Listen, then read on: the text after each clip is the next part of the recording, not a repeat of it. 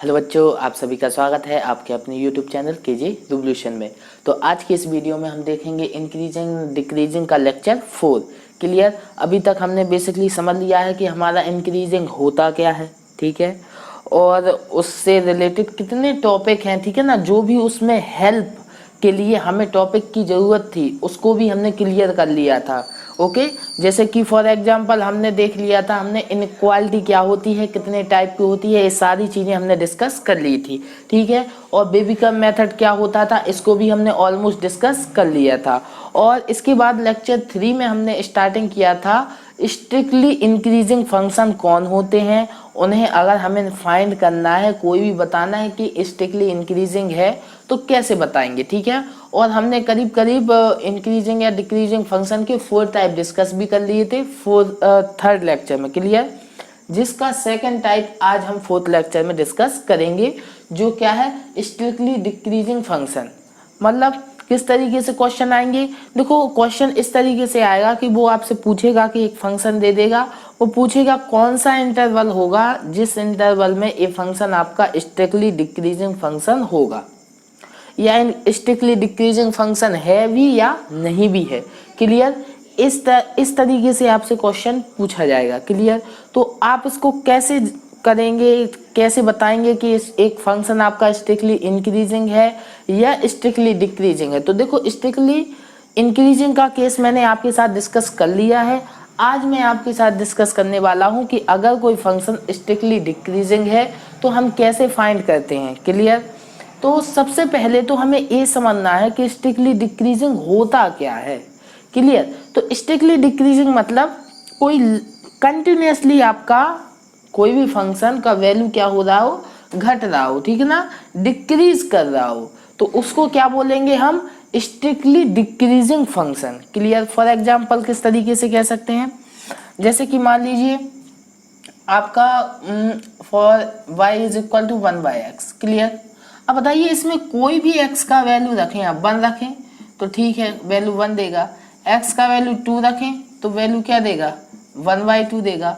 और भी रखते हैं, x का वैल्यू आप 3 रखें तो y का वैल्यू 1/3। तो ये क्या हो रहा है, कंटिन्यूसली वैल्यू क्या हो रही है आपकी, डिक्रीज होती जा रही है, ठीक है ना। तो ऐसे फंक्शन को हम क्या बोलते हैं, स्ट्रिक्टली डिक्रीजिंग फंक्शन। क्लियर। अब इसमें भी एक अप्रोच है, ध्यान से देखिए क्या है। इस क्वेश्चन के, इस टाइप के क्वेश्चन को दो तरीके से हल करते हैं, ठीक है ना, सॉल्व करते हैं दो तरीके से, ठीक है ना। दो मेथड है, method first and method second. Clear. दो मेथड है। फर्स्ट जो मेथड है वो क्या है आपका, ग्राफिकल अप्रोच, ठीक है ना, ग्राफिकल अप्रोच। ओके। और मेरे हिसाब से तो ये बेस्ट मेथड है, ठीक है ना। सबसे बेस्ट अगर कोई अप्रोच है तो वो ग्राफिकल ही अप्रोच है, ठीक है।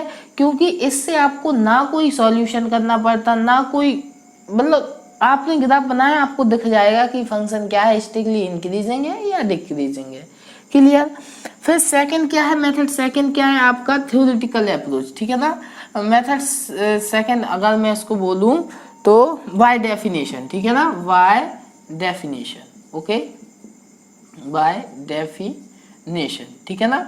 इसको किसकी हेल्प से हम सॉल्व करते हैं, बाय डेफिनेशन, ठीक है। तो एक क्वेश्चन के थ्रू समझेंगे। सबसे पहले तो इसकी कंडीशन देखते हैं, ठीक है।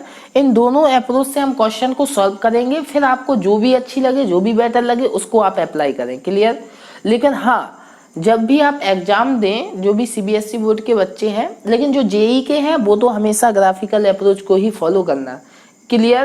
क्योंकि वहां पर कोई आपसे सॉल्यूशन नहीं पूछ रहा, सॉल्यूशन क्या है। लेकिन हाँ, जो जिनको सीबीएसई बोर्ड के बच्चे हैं, जिनको बोर्ड एग्जामिनेशन देना है, वो इस अप्रोच को, डेफिनेशन वाले अप्रोच को फॉलो करें। क्लियर। तो ये कंडीशन क्या है, ये कहाँ से आ गया, क्या है, ठीक है। तो इसको डिस्कस करते हैं। तो मान लीजिए y इज इक्वल टू कोई हमारा पास फंक्शन है f(x). क्लियर। हमें देखना है कि ये फंक्शन डिक्रीज कर रहा है या इंक्रीज कर रहा है, ठीक है। मान लीजिए कोई डिक्रीजिंग फंक्शन है इस तरीके से। क्लियर। और यहाँ पर आपका कोई वैल्यू a एंड b, ठीक है ना। तो इंटरवल a, b, ठीक है ना, ए कॉमा बी में हमें चेक कराना है कि फंक्शन हमारा स्ट्रिक्टली डिक्रीजिंग है या स्ट्रिक्टली इंक्रीजिंग है, ठीक है ना। तो इंक्रीजिंग का कंडीशन तो हम देख चुके थे, अब डिक्रीजिंग का देखना है। तो हमें दिख रहा है, हमें देखने से ही पता चल रहा है किसका वैल्यू कंटिन्यूअसली क्या कर रहा है, डिक्रीज कर रहा है। तो ये फंक्शन हमारा क्या है, स्ट्रिक्टली डिक्रीजिंग फंक्शन है। लेकिन प्रूव कैसे करेंगे, तो x1 x2 दो एलिमेंट है और जो a कॉमा बी के बीच में क्या करेंगे, लाई करेंगे। तो कहीं पे भी मान लेते हैं, यहाँ पर लेटस मैंने x1 मान लिया, यहाँ पर x2 मान लिया। तो a वैल्यू जो आपकी है वो क्या होगी, fx1, और a वैल्यू क्या होगी, यहाँ पर ये x2 यहाँ पर लिया था, a वैल्यू क्या होगी आपकी fx2। क्लियर है ना, इतना चीज क्लियर सारे बच्चों को, ठीक है।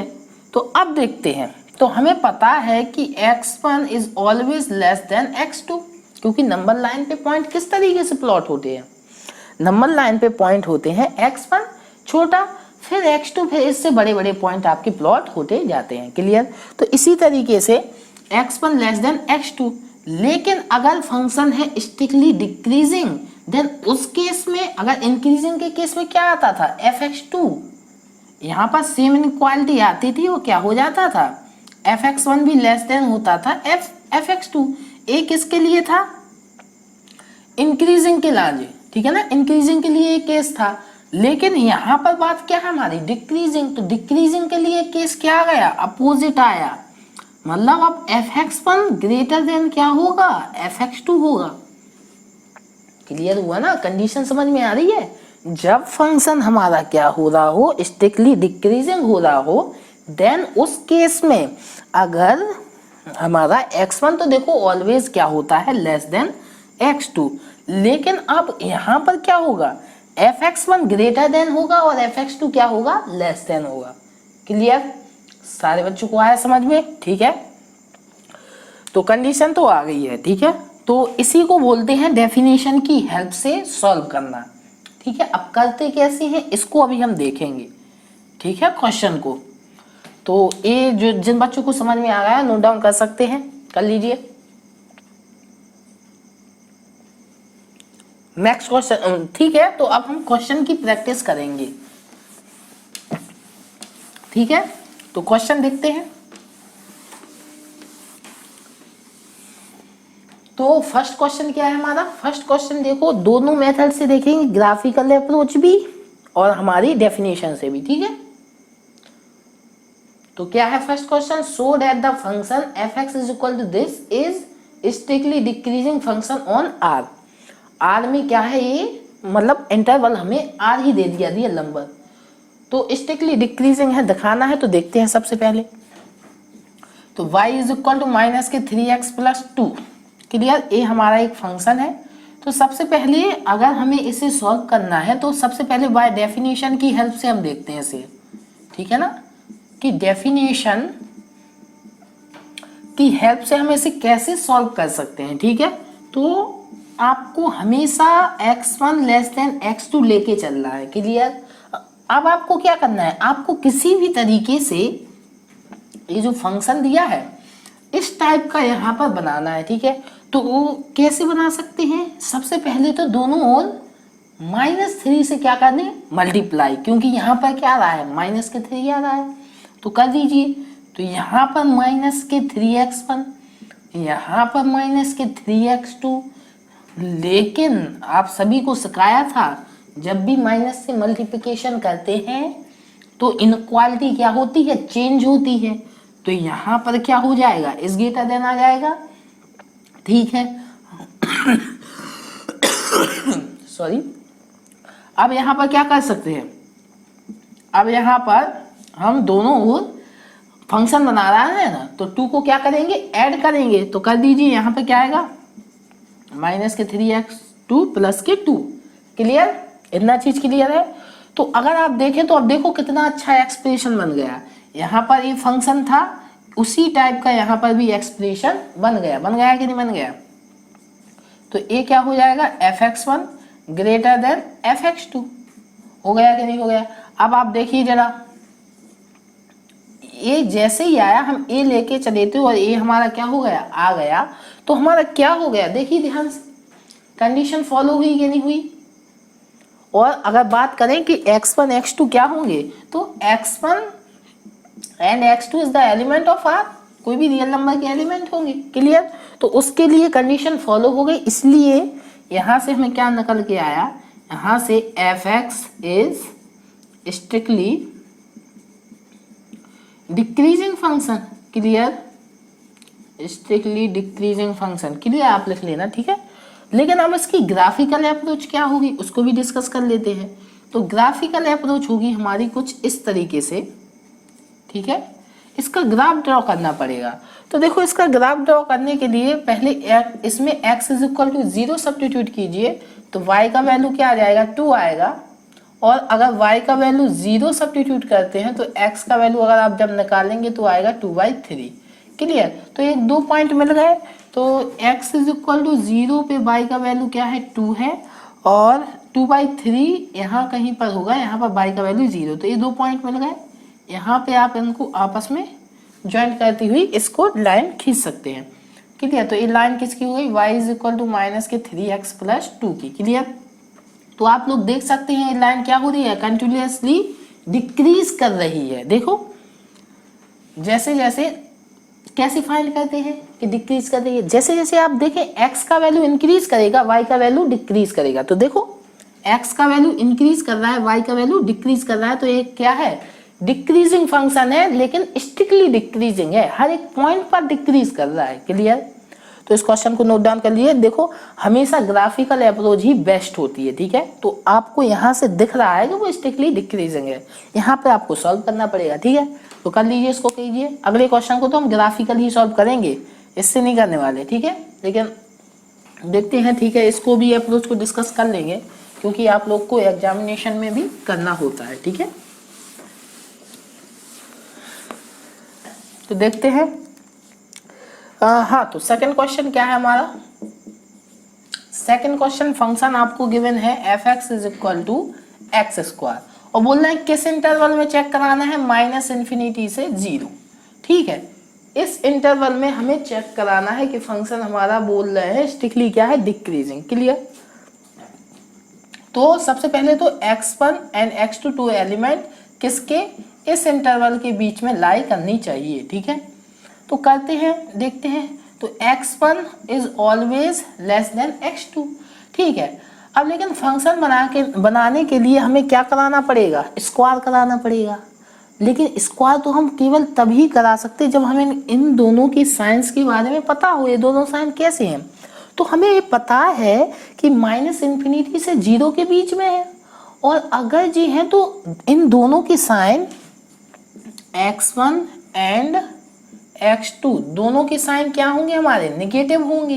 तो इनक्वालिटी है, नेगेटिव है, और स्क्वायर कर रहे क्या कोई फर्क नहीं पड़ेगा। देखते हैं, अगर -2 है और लेस देन a है आपका -1। क्लियर? हाँ, देख सकते हैं आप, क्लियर है। लेकिन अगर इनका स्क्वायर करें तो क्या होगा, a4 होगा, a1 होगा। क्या अब भी सेम साइन होगा? नहीं, तो साइन क्या हो जाएगा, चेंज हो जाएगा। क्लियर? अगर इनक्वालिटी के दोनों साइड्स आपके नेगेटिव नंबर्स दिए हैं और हम क्या कर रहे हैं, स्क्वायर कर रहे हैं, तो इनक्वालिटी क्या हो जाती है, चेंज हो जाती है। तो स्क्वायर कर सकते हैं, लेकिन आपका यहाँ पर इनक्वालिटी क्या हो जाएगी, चेंज हो जाएगी। क्लियर? इतना चीज क्लियर। लेस देन थी, इस ग्रेटर देन हो गई। अब आप देखिए यहाँ पर f(x) is equal to x² है, x1² क्या हो जाएगा, f(x1) हो जाएगा। यहाँ से क्या हो जाएगा, ये f(x2) हो जाएगा। तो देख सकते हैं आप, कंडीशन क्या हो गई, फॉलो हो गई ना। देखिए, जो कंडीशन यहाँ पर लिखी है वही फॉलो हुई कि x1 लेस देन था x2 के, लेकिन f(x1) क्या आ गया, ग्रेटर देन f(x2). इस केस में क्या होगा, f(x) is strictly decreasing. Clear? ठीक है, तो ये तो हो गया डेफिनेशन से, ठीक है ना, वाई डेफिनेशन। क्लियर? लेकिन अब ग्राफिकल अप्रोच क्या होगी, सेकंड मेथड डिस्कस करते हैं, इसका मेथड सेकंड। ठीक है, तो वो आपको x² का ग्राफ सारे बच्चों को पता है, इस तरीके से पैराबोला होता है। ठीक है, ए होता है, उसमें किस किसके बारे में डिस्कस करने के लिए पूछा, एस के बारे में, ठीक है ना, माइनस इन्फिनिटी से 0 यहाँ तक। तो बताइए यहाँ पर अगर बात करूं x का वैल्यू अगर इंक्रीज करता है तो y का वैल्यू क्या हो रहा है, डिक्रीज कर रहा है कि नहीं कर रहा है। देख सकते हैं आप, x जैसे जैसे बढ़ रहा है y का वैल्यू वैसे वैसे क्या हो रहा है, घट रहा है, ठीक है ना, डिक्रीज कर रहा है। तो देखने से पता चल गया यहाँ पर ये क्या है, स्ट्रिक्टली डिक्रीजिंग। लेकिन यही बात आ जाती अगर यही इंटरवल हो जाता क्या, 0 टू प्लस इन्फिनिटी, तो आप देख सकते हैं x का वैल्यू इंक्रीज कर रहा है, देन y का वैल्यू भी क्या कर रहा है, इंक्रीजिंग। तो उस केस में ये क्या हो जाता, स्ट्रिक्टली इंक्रीजिंग फंक्शन। क्लियर हुआ ना। तो ग्राफिकल मेथड सबसे बेस्ट अप्रोच है। क्लियर। डेफिनेशन में आपको कुछ नहीं समझ में आता, क्लियर, आपको केवल वो फॉर्मूला सिद्ध टाइप का करना पड़ता प्रूफ। लेकिन ग्राफिकल अप्रोच में आपको सब चीजें विजुअलाइज दिखती हैं, इससे आप और अच्छे से एक्सप्लेन कर सकते हैं। क्लियर। तो लेकिन जो बच्चे जेई के हैं या कोई भी कॉम्पिटिटिव एग्जाम के लिए तैयारी कर रहे हैं, ठीक है ना, तो उनके लिए ग्राफिकल अप्रोच बेस्ट अप्रोच है। लेकिन जो बच्चे बोर्ड के हैं, हाँ, तो वो ग्राफिकल अप्रोच से ये देख सकते हैं कि हाँ ये क्वेश्चन ट्रू है या रॉन्ग, सही है, मतलब क्वेश्चन ऑफ उनका आंसर उनके पास होगा। लेकिन आपको क्वेश्चन पेपर पे सॉल्व तो इस तरीके से करना पड़ेगा। क्लियर। जैसे यही क्वेश्चन आया तो आपने देख लिया अगर आपसे, हाँ ये स्ट्रिक्टली क्या है, डिक्रीजिंग है। अब बस आपको कुछ भी मतलब सही अप्रोच लगा के सॉल्व कर देना है। क्लियर, ठीक है ना, समझ में आया। तो स्ट्रिक्टली डिक्रीजिंग फंक्शन क्या होता है, उन्हें कैसे सॉल्व करते हैं क्वेश्चन को, दो अप्रोच होती है, एक ग्राफिकल, एक क्या होती है, डेफिनेशन वाली अप्रोच। ठीक है, जो भी आपको बेटर लगे उससे आप सॉल्व कर सकते हैं और अपना फंक्शन फाइंड कर सकते हैं कि उस पर्टिकुलर इंटरवल में स्ट्रिक्टली डिक्रीजिंग है या नहीं है। क्लियर, ठीक है। अब आएंगे हम नेक्स्ट वीडियो में और भी टाइप के इंक्रीजिंग फंक्शन और डिक्रीजिंग फंक्शन क्या होते हैं, और भी कई टाइप के क्वेश्चन देखेंगे। क्लियर। तो तब तक के लिए मिलते हैं। लेकिन अगर वीडियो आपको अच्छी लगी हो तो वीडियो को लाइक करना नहीं भूलिएगा, चैनल को सब्सक्राइब तो कर ही लीजिए। मिलते हैं नेक्स्ट वीडियो में, तब तक के लिए अपने आसपास के लोगों से सतर्क रहें, मास्क पहने, देखते रहें केजे रिवॉल्यूशन। केजे रिवॉल्यूशन की तरफ से आप सभी को गुड बाय।